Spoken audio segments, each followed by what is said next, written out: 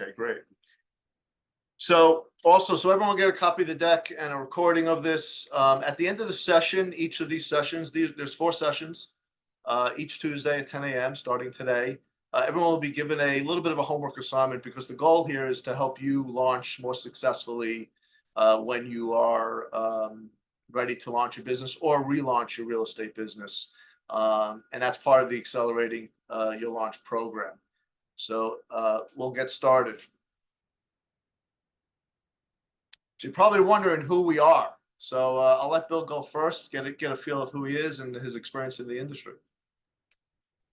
Thanks, Kenny. Hey, I want to thank everybody for hopping on and taking the time.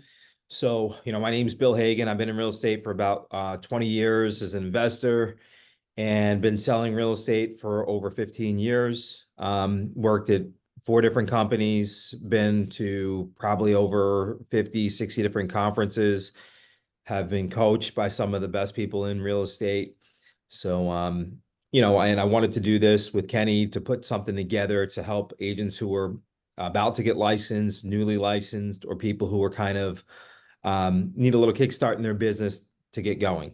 So, thanks for hopping on. Again, thank you for taking your time out of your morning. My name's Kenny Baldo.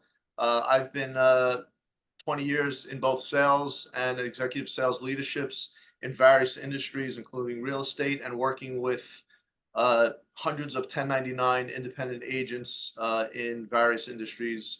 I'm a certified professional coach, 4-time startup founder, both B2C and B2B sales. So I understand the culture and personas of homeowners.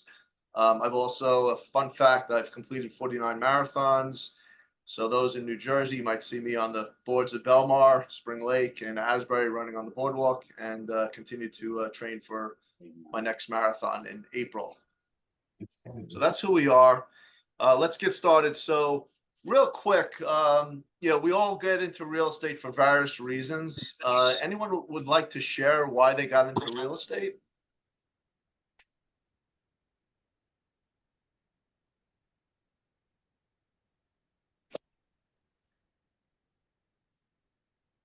If anyone's on mute and wants to share, go ahead. We can just freely speak. Absolutely. All right. Good morning, guys. My name is Shaira. I come from Dish Sales Retention. Oh, wow. Well, if you guys know Dish Network, I come from Dish Network Sales Retention. It's extremely challenging, but it gives you the opportunity to make an amazing amount of money. I come from a background of teaching. I have a degree in early childhood. So when I first got into sales, it was just $15, I don't know. But to see commission take me, to so many heights that I didn't think I could reach. And so quickly without a degree or, anything that took an amazing amount of time to gain education, it was a really good thing for me. So how I got over into real estate was just, maximize on sales. You want to sell the most and you want to sell big things that's going to get you an amazing amount of money. So it went from selling small things, TV. I went into home insurance, and then now it's real estate. So it's just climbing the ladder to make the most amount of money and to build communities and longevity. Thanks, Shara, for sharing. So there's many reasons why people get into real estate. One is money. One is sometimes autonomy, right? You can work on your own, kind of independent, set your own hours. So those are some of the reasons. It's important to know your why. And as you journey into the real estate world and continue to grow, really exercising that why and making sure that you're inspired by why you're doing this will be important. So the purpose behind these sessions, like I said, there's 4 30-minute sessions lined up. Is to not be a statistic. We know that 87% of agents fail within the first few years of this industry. That's pretty freaking high. It's 87%. Anyone know why the failure rate might be so high?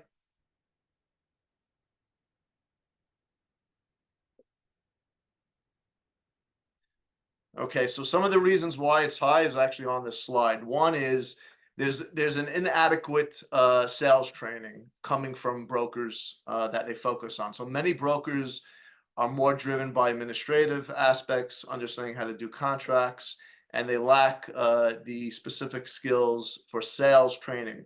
Real estate is all about sales, and that word sales sometimes is, a scary, is it 5 letters or 5-letter word for people, right?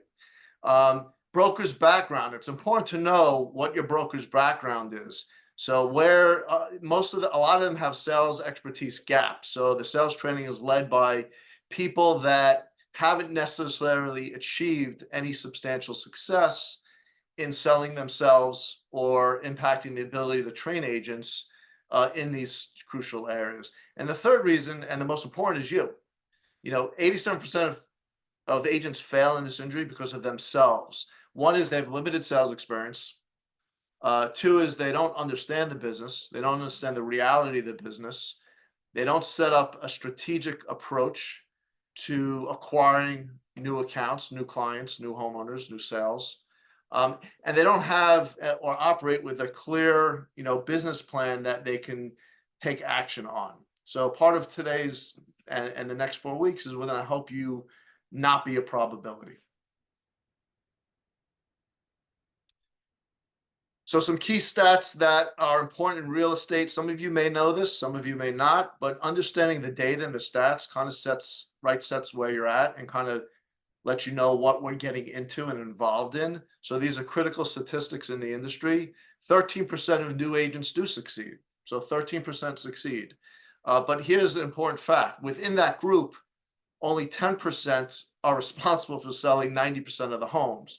So even 13% are succeeding. There's only a small percentage of that 13 that are actually thriving in this business, depending on what thriving means for you.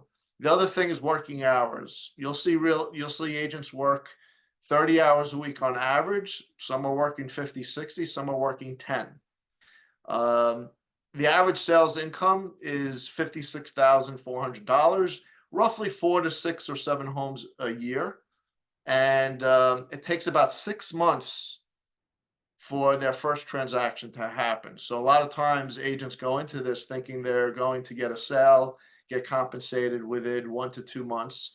And unless you have the right program, unless you've accelerated your launch, likely you're going to wait 5, 6 months for that to happen. And the importance of referrals.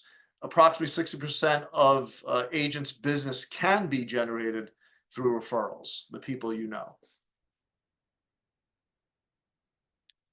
So again, we want to help you reduce the probability of being the 87% and increase the probability of you being in the top of the 13%. So these are some of our goals during the session. We're going to understand the industry insights, go over what's called your data bank. It's a database that you build. We're going to talk about accelerating, how to accelerate your first deals, how to be a top performer. And also what's important is routines. A lot of people get into this industry because they don't want to be managed. They don't want to be micromanaged. Maybe they work for corporations and are tired of a manager, standing over their desk. However, there's daily routines and structure that helps accelerate your business. The other thing we'll go over is a prospecting plan. So how do we jumpstart your prospecting? Understanding the different lead sources. What are the different lead sources we can leverage to generate new business? And then the last 3 things are really important is your sales process. What are you doing to generate sales, and what's that process look like? And the last 2, and this is what really important, some of you might be with brokers now, and that's fine.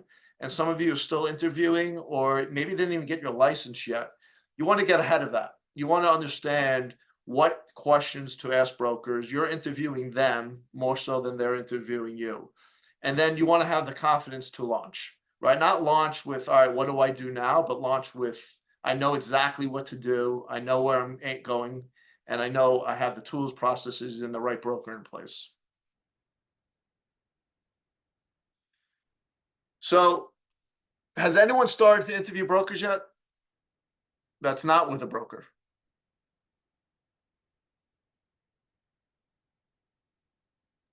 Yes, Okay. I have. Oh, sorry. Okay, great. So can you share one question that you asked a broker that was important to you? What is your top earner earning for the year? Okay, great. So that we have that on here. So that's a perfect question. So one of the great questions to ask is what is your top performer earning per year? What are they doing? Can they articulate exactly what they're doing? And can you speak with them? If they can't articulate it and you can't speak to them, it's nice to know what they're earning, but you also want to know how they're doing it.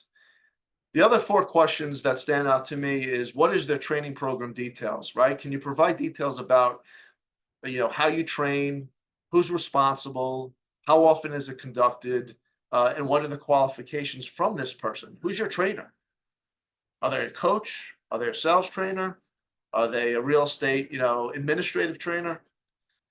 Success stories, understanding, who's selling 12 or more homes a year, the first year. So who's selling 12 or more homes in their first year, and can you speak with them? The other thing is sales coaching.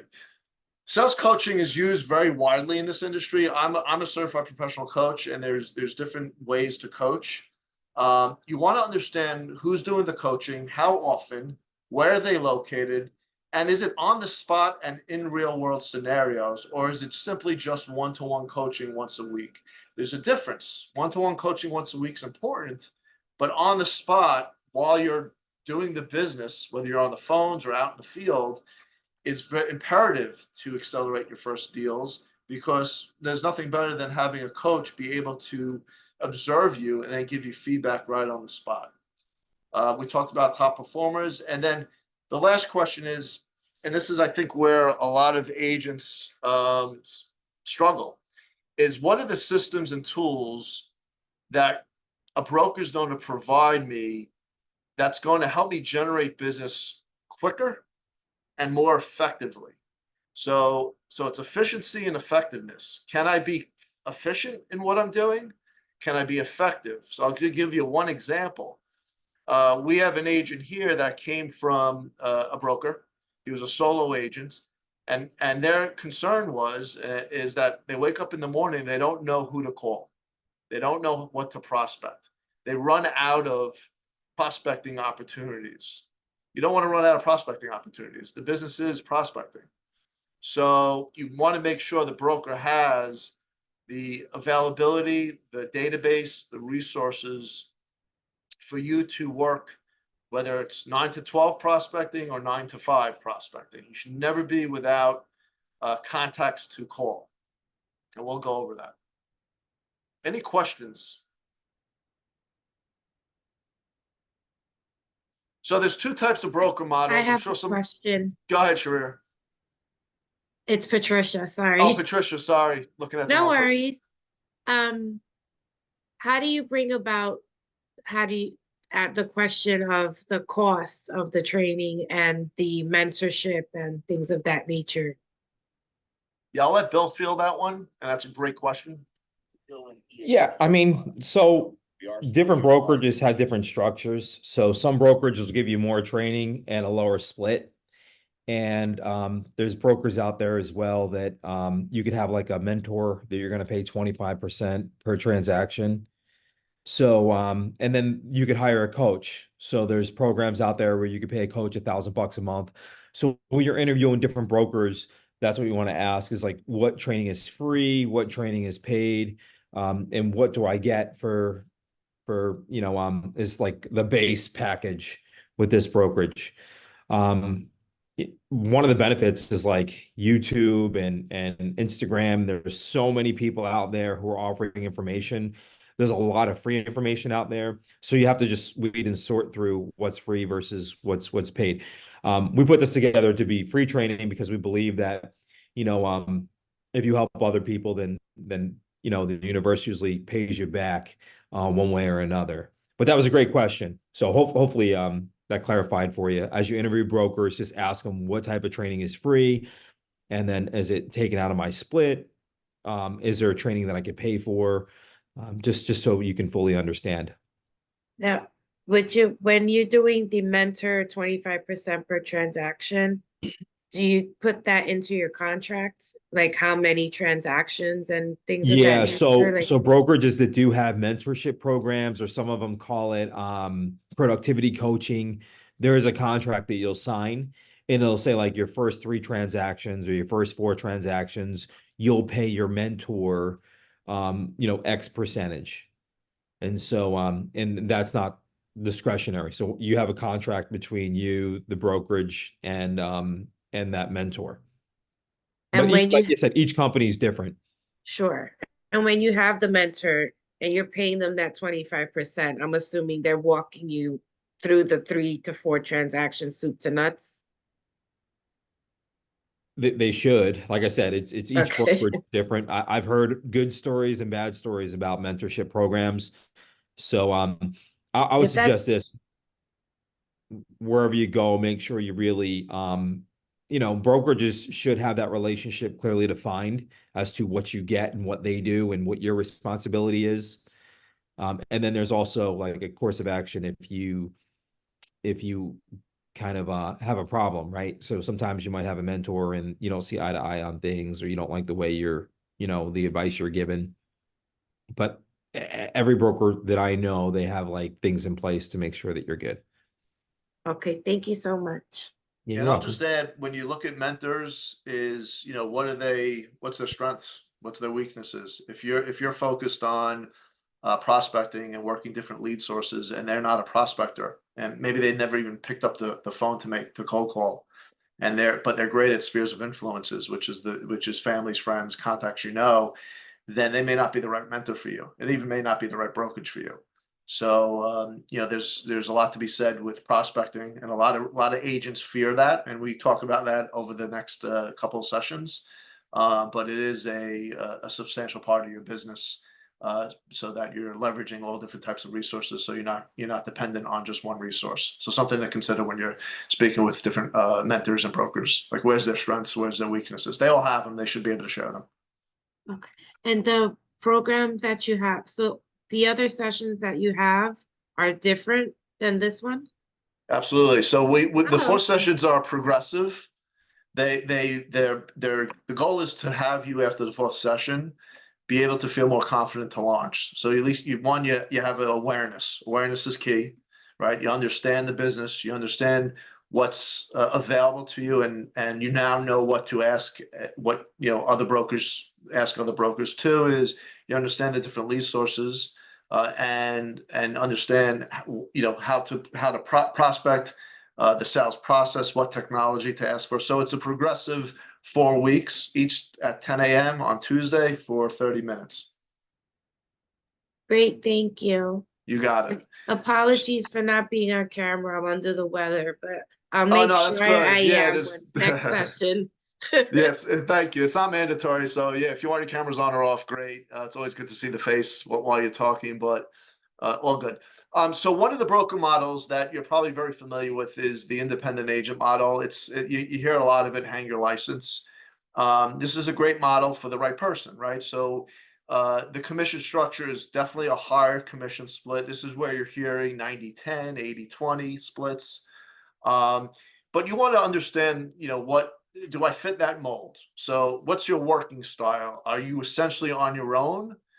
In this case, you are on your own, with access to a lot of a la carte services, like the mentorship cost, like lead source costs, processes and systems that you may have to pay for. So it's important to understand that. And then who's this ideal for?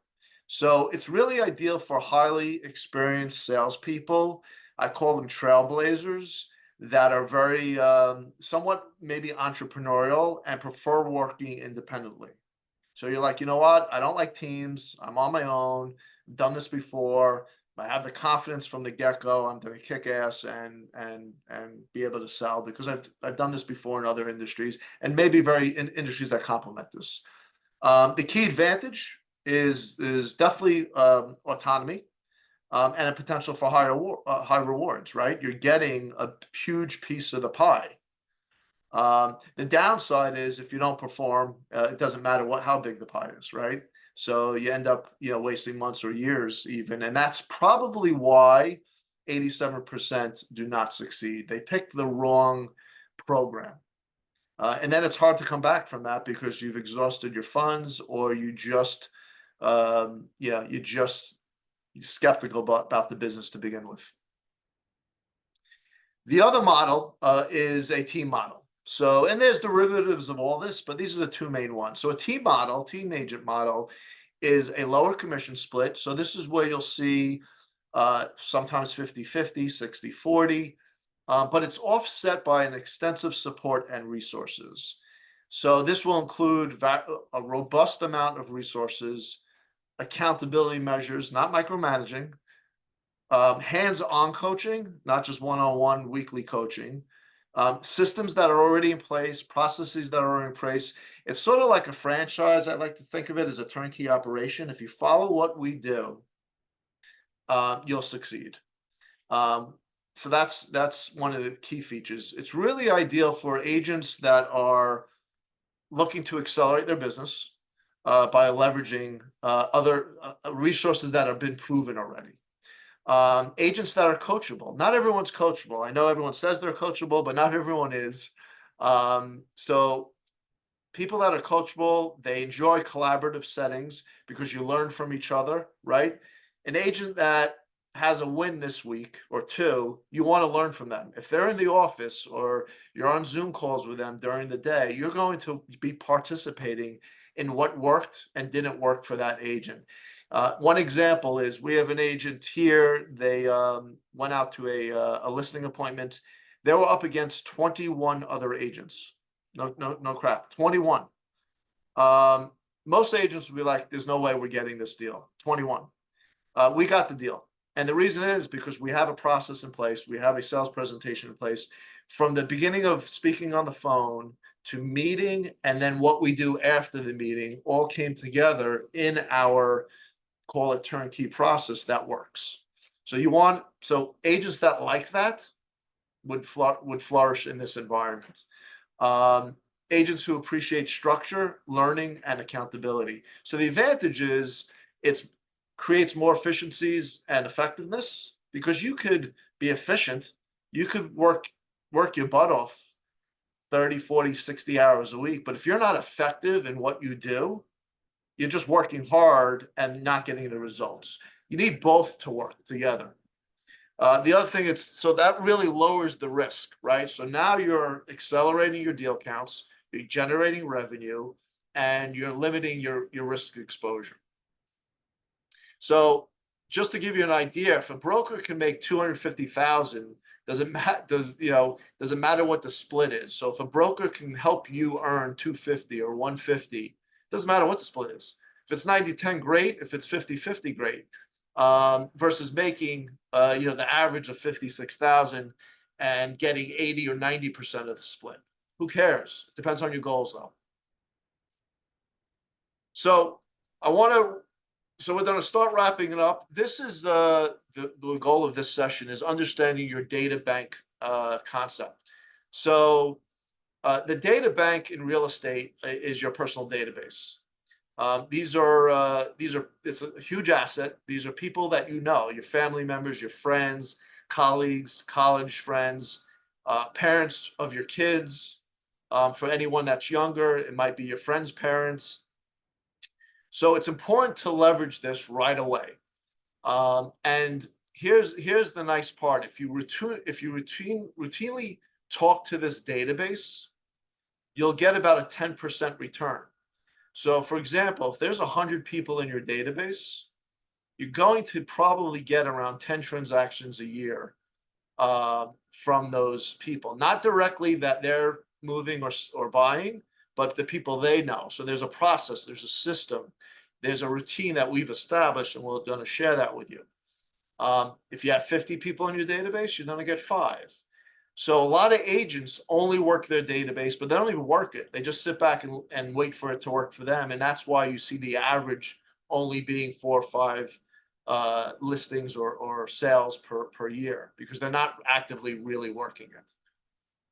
So why focus on data bank? First of all, there's no fees, right? There's no referral fees. There's no middleman. You have a higher conversion rate. It's a substantially higher conversion rate. These are people that know or were referred to you. It's easier doing business. You can kind of let your guard down. These are people that trust. There's a little bit of trust already established. The key is it's sustainable income. If you continue to work your spheres, we call them spheres of influence, you're going to sustain 6, 8, 10, 12 accounts a year. We have several agents in our firm that do that. You know, they can bank on getting 8, 10 deals a year just from their spheres. And it accounts for 41 to as much as 75% of your business if you work it. One of the important things to identify, and we'll do that as part of the assignment as we save time for questions, is to identify champions. So a champion in your database is someone that will go to bat for you. You can call them up tomorrow and say, listen, hey, Mindy, I'm in real estate. I need your help. Can you refer me to anyone, and we'll show you the next steps. They're going to do whatever you ask because they're either a really good friend, they're a family member. So we call them champions. If I call my brother up today and say, listen, I'm in real estate, I need your help. Who do you know that you can connect me to that's also sells to homeowners? You know, it could be an HVAC company, it could be a plumber. Believe it or not, I want to meet that person. Why? Because they're speaking to the same people I speak to, so you can develop a relationship and a rapport. Any questions on the database so far? So one of the assignments for today's homework, and you know, this is not school, but if you can't do this, you got to ask yourself how you're going to do it when you launch, right? So I'm going to give you an Excel spreadsheet. I'll attach it to the right now to the chat. I think it's in there already, but I'll attach it now. So give me a sec. It's nothing special, but it's basic because you know what? Simplicity is all you need. Your task is to identify between now and next week your spheres of influence. These are people you know. Try to come up with 100. I know it sounds like 100. You could go through your phone, and some of you, 100 is like you could think of 100 in a minute, and others might have to think a little harder. Use the spreadsheet to identify their name, their phone number, if you have their email, and then divide that list. Just divide it into champions and non-champions. You know, who are those people that if you were able to call up and just say, I need your help? People want to help you, and champions do want to help you. You might have 10, you might have 50. I'll send you the template, which will help organize it, and an instructional video by someone that gentleman's name is Tom Ferry. Some of you might have heard of him, but it's also maybe one of my videos that will go over the value of working your spheres of influence. And the objective really is to help you recognize and start thinking and leveraging your existing network so you can start to lay the foundation. Because if you start working that from day one in a systematic process that we'll show you in our next sessions, you're going to generate revenue and commission sooner than 6 months, more like 45 to 60 days. So you don't want to wait. No one wants to wait 6 months for the first deal. So we got about a minute or two, but I could stay over. So anyone have any questions? So let's open up the floor for questions. Do we have to use this same link for all of the sessions, or do you send out different links, or? Thanks, great question. Thank Same you link. for same link. Okay. And in regards to contracts, are they based yearly, monthly? Like how, or does that depend on you and the broker? Like how does that work? Contracts with going with a broker? Yes. It usually states in the contract. So there are some brokerages that'll compensate agents. So like I know brokers out there that say like, hey, we'll give you a $5,000 signing bonus, but you have to stay here for 1 year. Right. So if there's like, it'll specifically say in the contract how long that most, I'd say you're independent contractor, you can terminate anytime, but it'll tell you, you know, if you leave, some brokerage will say, if you leave, whatever business you have stays. right? Because whatever business you have, you're an agent, you're not the broker. So it's Sure. property of the broker. So make sure you really look through your contracts and understand like, hey, if I'm not happy here in 2 months and I want to leave, can I take my business with me? Because it clearly say if there's anything that's pending, the broker is going to have the right to close those files and pay you as they see fit, or they might say it might not pay you at all. So just make sure you really understand your independent contractor agreement at the broker that you choose to sign up with at that time, because that's important. So Great question. although you're already in, like, let's say you're in the process of almost closing a deal or two, they're not liable to pay you according to your contract, even if you leave before the deal is all the way done? Whatever it says in your contract. So your Okay. contract will lay it out specifically, and each one's different. So Okay, there are things that you have to understand, because I know agents that'll say, look, I'm going to move, but I have to wait till my 3 deals are done, because if I don't, I'm not going to get paid on them. So you really have to understand. Okay. And these are questions to ask before you sign the sure. independent contractor agreement. You want to understand how that works. And like I said, each brokerage has a different independent contractor agreement. So these are questions, great questions that you need to know. And with regard to like maybe starting as a Model 2 and then moving over to Model 1 eventually, is that also a renegotiation? So, yeah, so let me, that's this, yeah, you want to answer the renegotiation, or there's two parts to that question that I could help out on one part? I would say, each broker, like if you're on a team, you'll have a independent contractor agreement with the brokerage, and then you'll have a team agreement. The team agreement cannot, violate any of the provisions of the independent contract. Remember, at the end of the day, you work for the broker first, and then you're a member of a team. If you're an independent agent, then it's just the one agreement. But those agreements will pretty much say, like, if you're off-boarded, if you decided to leave, if there's a leave of absence, anything is usually spelled out for you. And also one thing to consider is, that's a great question. So a lot of agents question, like, where should they start?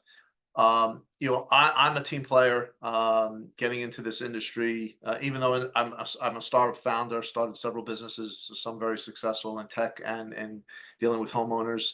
But real estate's a different kind of beast in itself. So I want to know, how am I generating my business?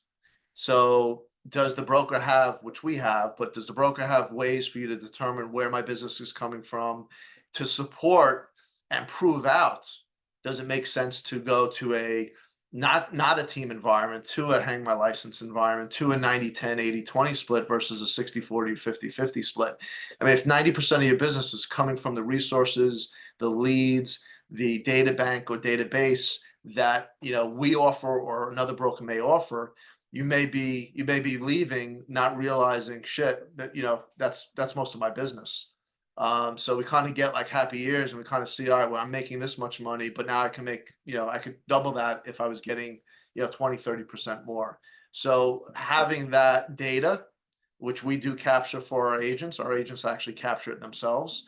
They can prove out, hey, does it make sense to move to a hang your license or a different program within our group, but not be on a 50-50, 60-40 split, whatever it may be. Does that make sense? Yes. Thank you so much. Absolutely. We have, let's do one more minute or one or two more questions, please. This Well, is an real quick, important anyone part. have any ahas, anything? And again, thank you everyone for hopping on. So want to just share some things that wasn't taught with me when I started real estate, things I had to figure out, pay to go to classes and learn from top agents of basically how they onboard and certain things that I didn't learn at most of the brokerages that I was at, like organize your database, have the people who know you, like you, and trust you, know exactly what you're doing. But just to wrap it up, does anyone have any ahas, any things that that you liked, that you might have resonated with you?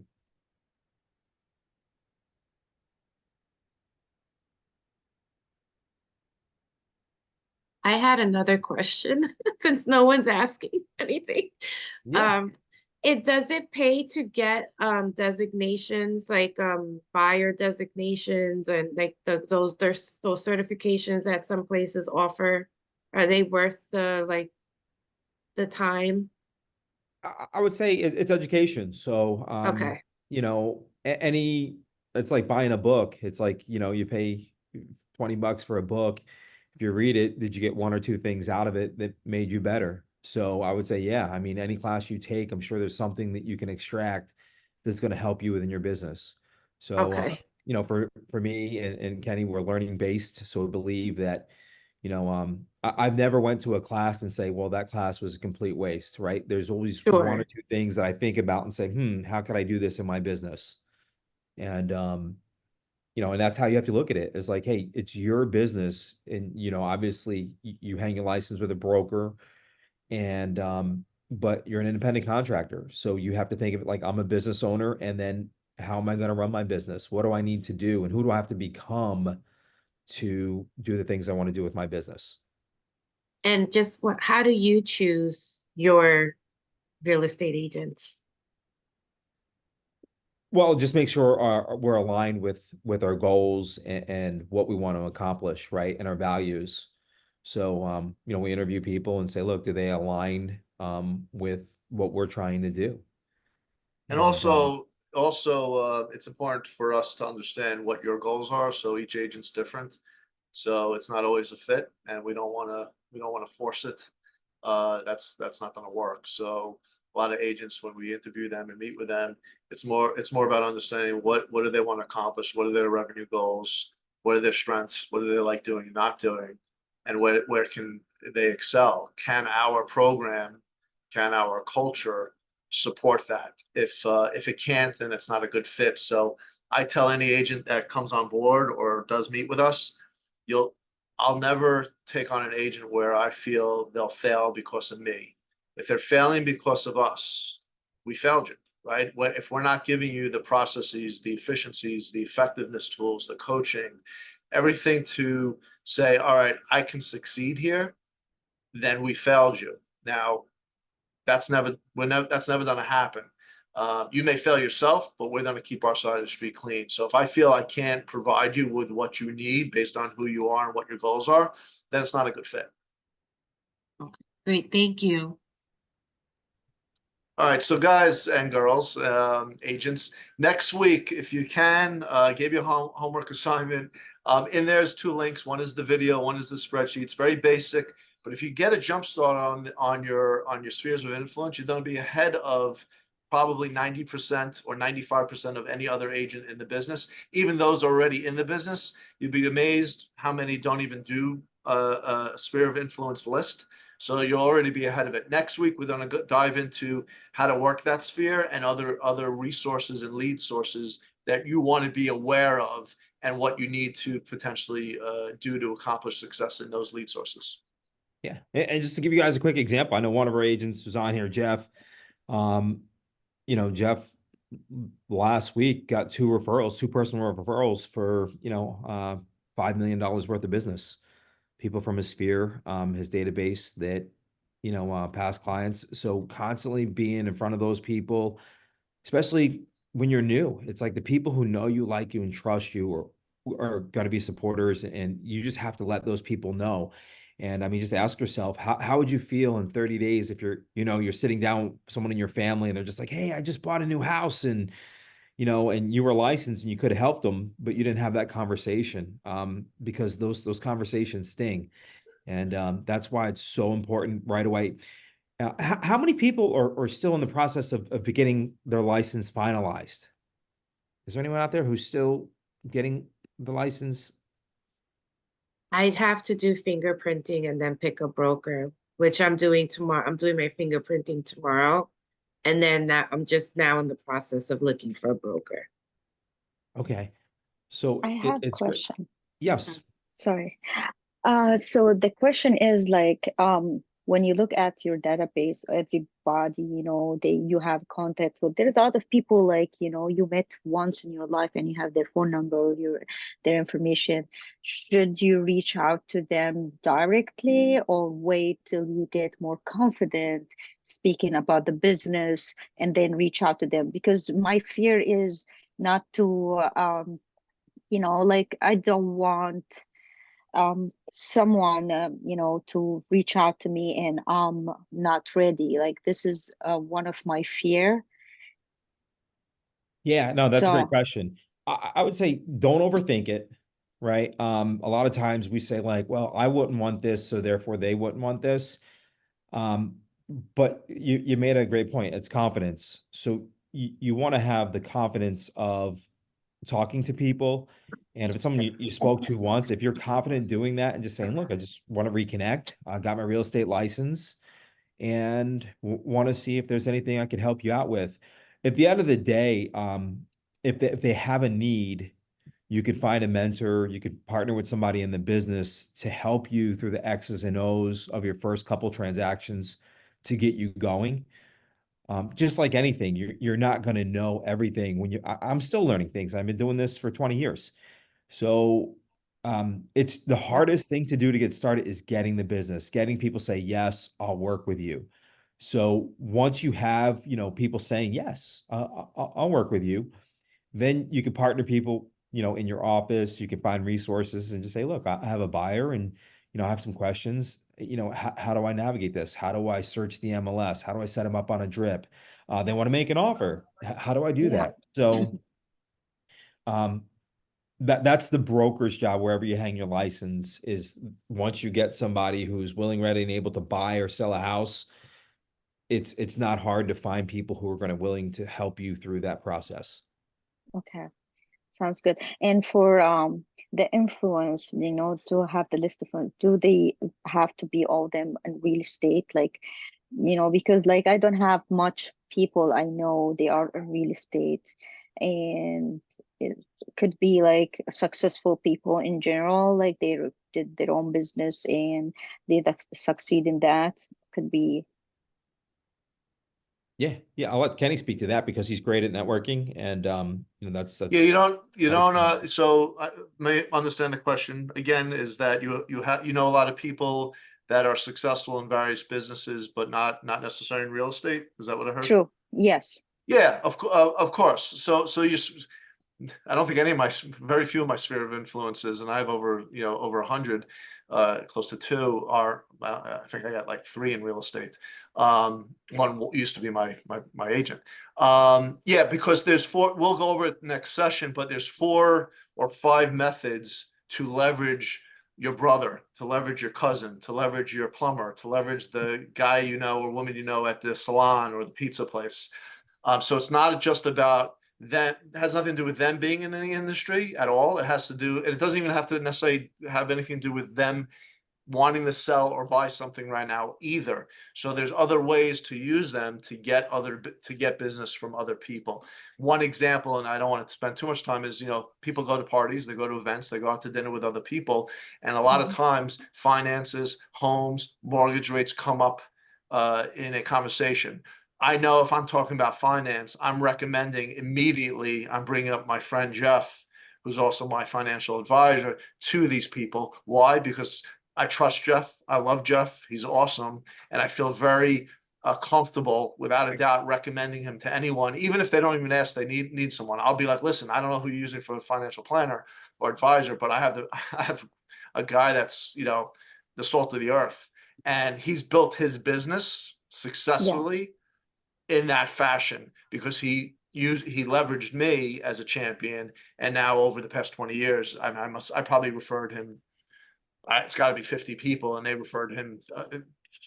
It just it compounds, but you got to know how to ask and work it.